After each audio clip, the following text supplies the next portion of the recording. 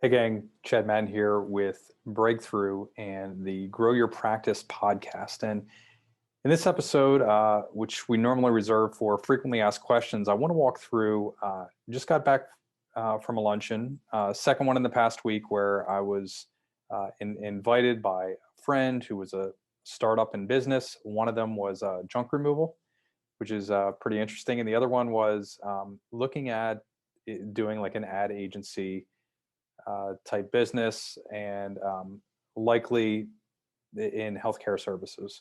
So really early for that second business researching right now. But oddly, the question revolved around the same thing, or it was the same series of questions from two different business owners, both early on. But they were talking about marketing and very recently just hit kind of with like the perfect storm of emotional and transitions here with the work at Breakthrough and especially in private practice PT. So I wanted to share some wins with you and some realizations that I had. The first one is in terms of the perfect storm elements, we just wrapped up our 22nd and final class of killer marketing. Now, when I originally met Carl, who at the time was the head of online sales at Tesla Motors, and is the co-founder here at Breakthrough.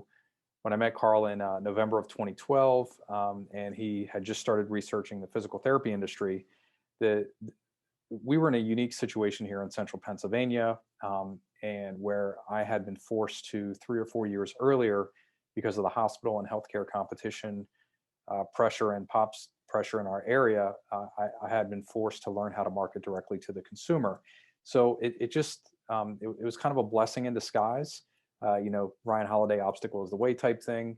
And what I had learned how to do is no longer rely on physician referrals and go directly to the general public and our past patient list, et cetera. So again, just to survive, to keep our doors open, we had to learn how to do that. And in the very first webinars that we did that Carl and I did to get together in terms of educating physical therapy practice owners, number one, I had no idea how to teach the information. I knew what we had done, but I didn't know how to package it in a way that other owners could take it and implement it in their practice and ultimately win with it. So a lot of learning lessons there in the first 12 to 18 months. And it was probably late 2014, early 2015 when we finally launched the first killer marketing course. And ultimately, we called it KM 2.0, which was our second group. I think we had 58 or 59 owners in that group. And where we really took on a lot of learning. So in the very beginning, one of the biggest mistakes I made was not talking about workshops. Now, in 2001, I had started doing workshops, kind of just serendipitously, not, based on an opportunity with a local high school. And we were talking about, how it was a football team, Bishop McDevitt High School here locally, where Ricky Waters and LaShawn McCoy, if you're an NFL fan, went to high school. But I was doing a workshop there and for shoulder, and that kind of started the ball rolling that there might be something to this because it immediately established us as the authority celebrity expert. Well, in the area. Well, in the very beginning, I did not value that nearly as much as what was popular in the marketplace, which was websites, patient newsletters, right? That's originally what I thought would get the ball started with our killer marketing courses, and I was a little bit off. So the first few classes, they really helped me shape what killer marketing became over the time. In the end, we had over 1,000 practice owners go through that and complete the course. I think all 50 states here in the US, plus 12 countries, 11 or 12 countries internationally, 5 continents. So it was a huge win. And again, if you look at the marketplace in 2012, 2013, 2014, direct access, right? APTA had their Vision 2020, which they pivoted from later on, but it was essentially that all states are going to have direct access. And the key that I had written about in several different places and spoke about in the beginning was direct access is really a destination for you and I as private practice owners. It is not it doesn't mean anything to people that are in pain. And that was kind of a controversial thing to say at the time. But really, what I meant by that is we had this new way to market, and most of us assumed, as private practice PTs, that once we had direct access, that magically patients were going to recognize us and acknowledge us they were going to know what physical therapy was. And that simply didn't happen. What was missing was the link to how do we market direct to the consumer.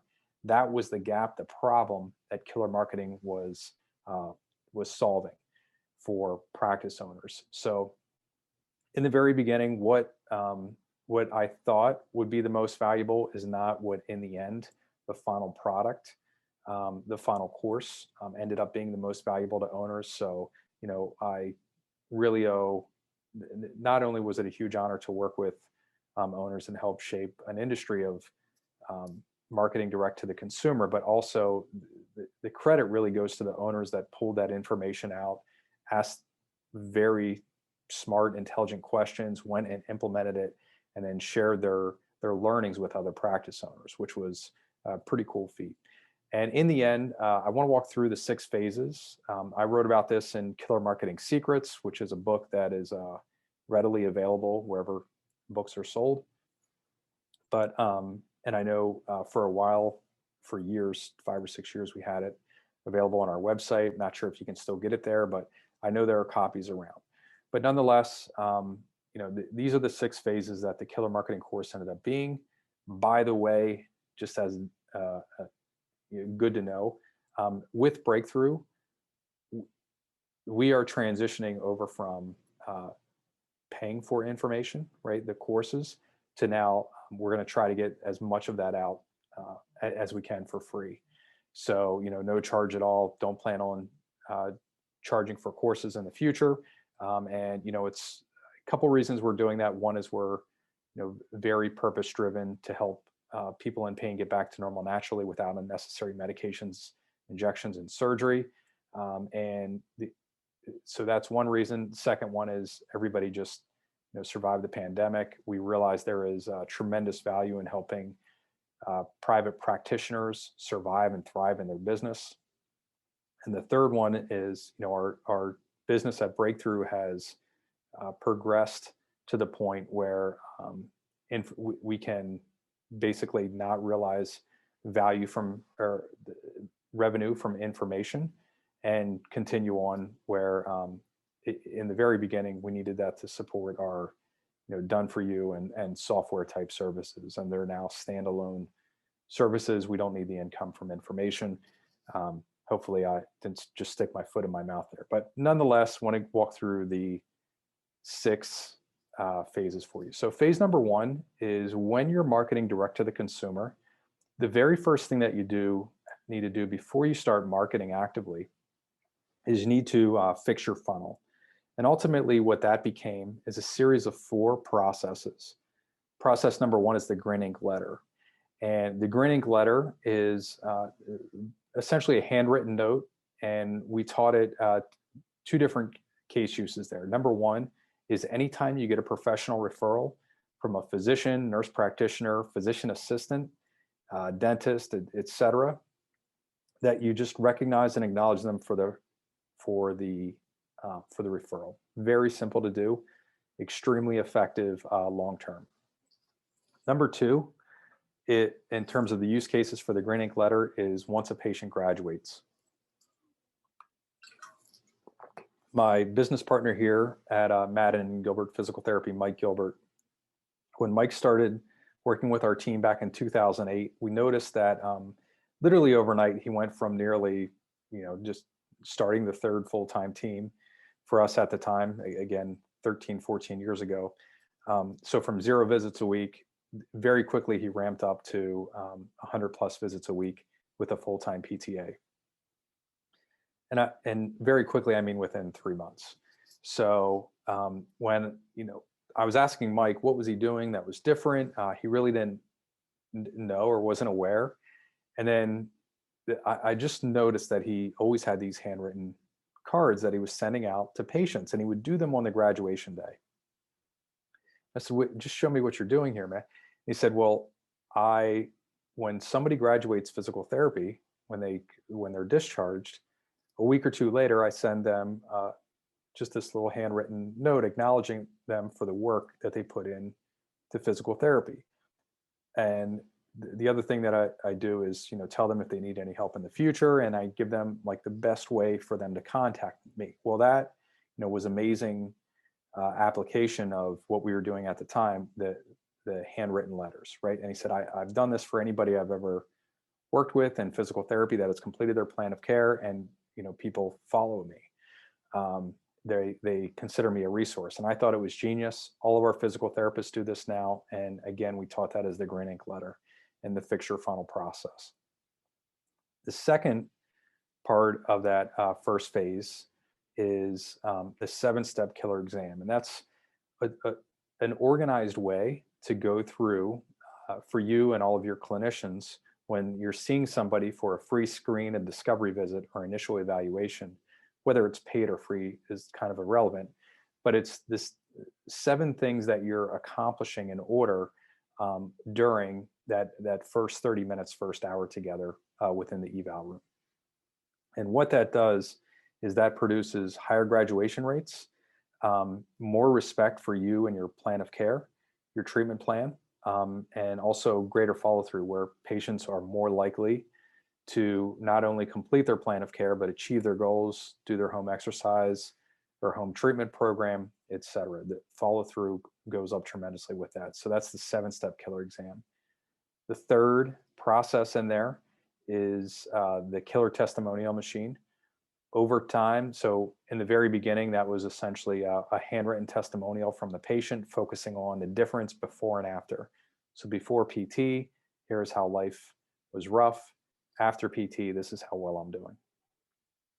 Today, that has evolved into essentially Google reviews, which we have a process there now. Mitch Bell from Madden Physical Therapy, our marketing director here, I will attempt to have him on the podcast to go over with you how he is getting so many Google reviews, how we're doing that at all 6 locations now. Very nice process that Chris Siratowicz, one of our directors and partners here at Madden and Gilbert, that he figured out, got it to the marketing team. Now they rolled it out in all locations.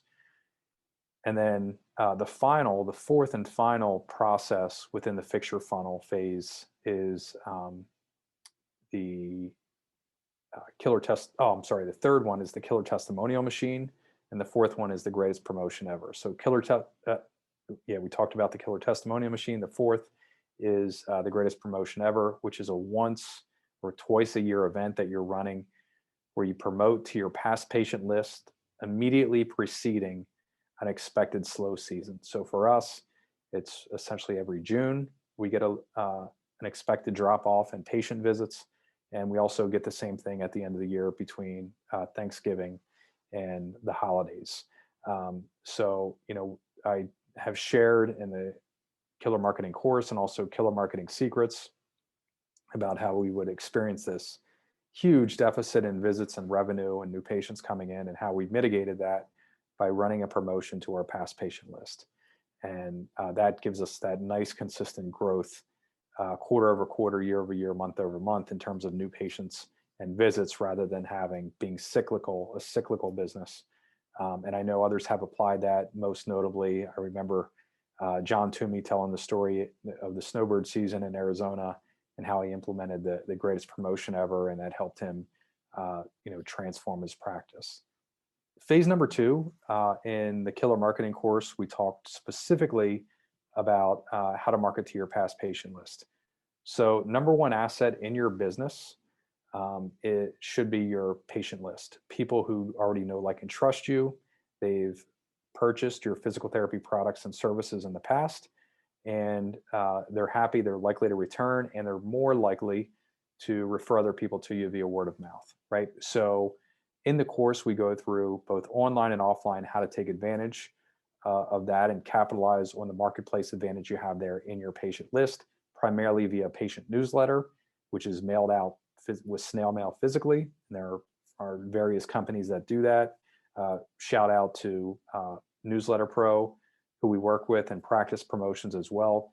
They really understood to the T what we were teaching in the Killer Marketing course, and have helped hundreds of owners both do that. Highly recommend having a conversation with both of those companies if you're not taking advantage of your patient list today. The other thing there is email marketing to your past patients. Classic mistake that we teach in the course is people will take a PDF of their newsletter and then email it with a subject line saying something along the lines of, July 2021, volume 6, issue number 6, something like that. You would never open that in terms of email, and your patients aren't opening it either, but it's how to break your newsletter up into components and actually get a response from your email. So that was phase number 2. Phase number 3 is not a popular phase, but it really is talking about how to do physician marketing today. I know there is still there are some pockets in the country where you can still do boots on the ground marketing, getting into physician offices. We, full transparency, are attempting to bring that back on a part-time basis. In our area, approximately 90% of physicians and referral sources are working for one of 2 or 3 major hospital systems. So I'm not sure there are enough independents there for us to support that program. We're at least testing it. But what we teach in the course is, if you haven't completely written off physician referrals, it may not be a driver. It's definitely a more difficult program to launch than figuring out how to market to your past patient list or the general public. But nonetheless, even with direct access or direct consumer marketing, we want to be maintain friendly relationships with our physician referral sources in the area, and any other professional referral sources, so that they're not steering that direct access patient away from us to, towards the hospital system or their own POPs practice. In the 4th phase, we go through workshops. And, that's really where most people get really excited, because, it's this new idea. In our first early courses, I can recall a few owners who were very hesitant to speak in front of 10 or 20 potential patients, and they felt too salesy. That has really matured over time to now we're doing community service. Shout out to Stacy Schatz for bringing that terminology to the table, that hey, we're providing valuable information to a community of people that are asking for help.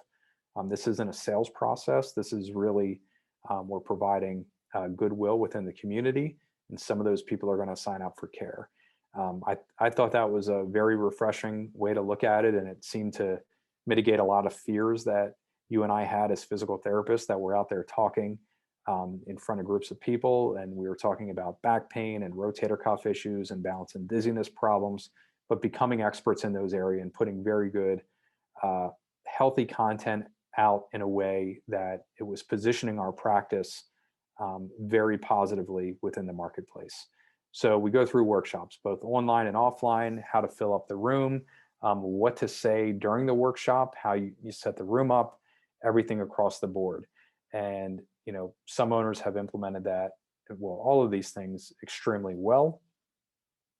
And, others had to be grittier and work through challenges, and, had issues speaking or with their emotions, or maybe had some issues on the phone or with technology, whatever that may be, and they overcame those obstacles as well. But in general, that was the primary one. So what we noticed is that owners that were doing the best in workshops, they completed and had built a system in place, or were able to implement the system that we were teaching, that they completed the first 3 phases before they attempted to do workshops. They had fixed their funnel. They had made sure that their patient marketing was up to speed and was consistent monthly, if not bi-weekly. they were doing something, even if it was just a monthly newsletter to the local referral sources in their area, even if they weren't still doing drop-offs or physician lunches. So they got to workshops, and it really helped them reach the 90% of their area that wasn't aware of what physical therapy services could do for them. So it was going to the unaware public. And when we think about marketing our physical therapy services, we have 10% of the market that has utilized physical therapy already for certain problems and understands what we do. And then we have 90% of the market that just, they don't understand that. So workshops gave us a mechanism, a reliable mechanism, where we could provide valuable information to that 90% and convert some of those people over to our patient list and actively to active plans of care. The fifth phase that we taught was email marketing. And Carl, this was when Carl and I met. This was his wheelhouse. This is what he had done at Tesla and Johnson & Johnson and 3 other Silicon Valley startups. He had mastered this space very well, had sent millions upon millions of emails. And you can imagine the challenge of selling some of those products, not physical therapy services, via email. Again, this was his expertise. So really what we did there is Carl taught that aspect of email marketing. One of my favorite components of every summit that we do. Hopefully we will be live here again shortly. But I remember the last one that we did in Dallas, Texas in January of 2020. Carl teaches, email marketing, and he shares this very simple template. It's called the single question email. Hundreds of owners have implemented it, and literally everybody breaks out their laptop, sends out the email, and then people start calling out their response rates that they're getting. So, 6 people request an appointment, 1 potential business reached out to us, and I sent the email an hour ago, something like that. So it really helps practice owners understand that, yes, they're valuable in the marketplace. Yes, their services are wanted and needed, and there is a need out there, and we just need to learn how to tap into it. So that's phase number 5, email marketing. And that's just great to grow through that. The 6th one is a little bit trickier, but it's what we do exactly within what we've built with GrowthX. And that's where we go through and we begin setting systems up on automation with software where you can track through all of your marketing activities in one spot. You could probably learn more about that on the getbreakthrough.com website, but that's GrowthX. And the way to think about it is, number 1, what do I need to say? What do I need to put in my marketing, direct to consumer marketing, to get people in pain to raise their hands? So that's the attract portion of what we do in GrowthX. It's essentially, lining up your advertisements on the media that you're buying from that all point towards your practice. Number 2, the second aspect of that in GrowthX is, how do we convert those people once they raise their hands? For example, if we're running a rotator cuff workshop ad, for us right now at Madden PT, we'll use 6 or 7 different media types. Facebook, we're testing YouTube ads right now. Very good indicator that that is working, and that will be sustainable long term. Print ads, direct mail, newsletters, etc.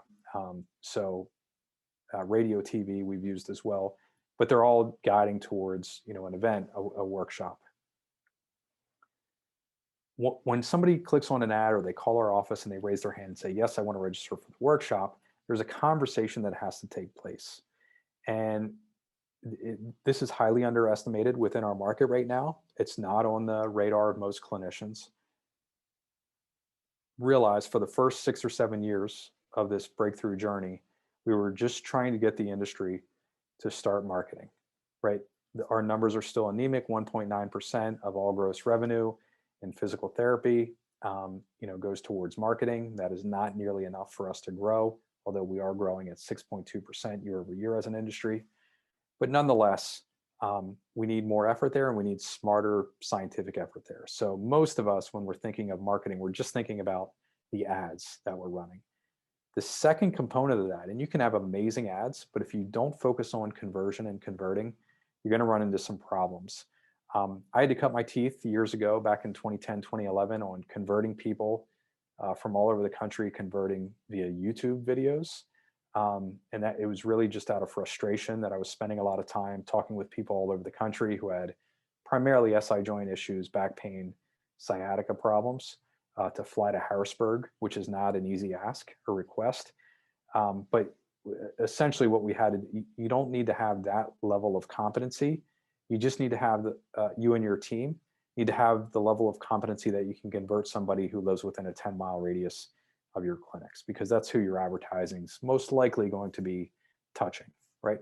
So that, anytime we're setting up automation, we want to use software or done for you as much as possible, and then back it up with training, because there is going to be a human to human conversation in there as well, until we're all, just speaking to AIs, which I don't think is anytime soon. I think that human element is pretty powerful, but the receptionist or your marketer on the phone, there's a certain training, certain script that she should be following. Same thing for the physical therapist who's doing the presenting in the workshop. Same thing for the physical therapist who's doing the eval in the room, right? There should be pretty common script verbiage that is being followed that is going to result in a high conversion, high confidence from the patient with you, and that they're respecting you for the services that you're about to provide, the plan of care that you're recommending. So that's GrowthX. You can learn more about that at the getbreakthrough.com. I believe you can request, you can make a request to our team to see what that looks like in your clinic. So I wanted to wrap this up. The big takeaway here is killer marketing, 22 classes for me over the last 7+ years, 1,000+ practice owners, all 50 states, 12 countries internationally. Huge honor just to go through that. The other takeaway, or at least asterisk, is to realize that at Breakthrough, we will be continuing to provide you valuable information to help grow your practice. And just realize that we've matured enough as a business that information is going to now be available for free in various trainings and webinars and live events as well. But did want to get this to you. Again, if you want to learn more about what we do at Breakthrough, just go to getbreakthrough.com. This is Chad Madden with the Grow Your Practice podcast. Thank you for listening. Remember to visit getbreakthrough.com to access our free resource library designed specifically for private practice growth. While you're there, make sure you register for a complimentary growth assessment to learn about potential opportunities for growth in your local market. Again, thank you for tuning into the Grow Your Practice podcast and supporting our mission to help people in pain get back to normal naturally.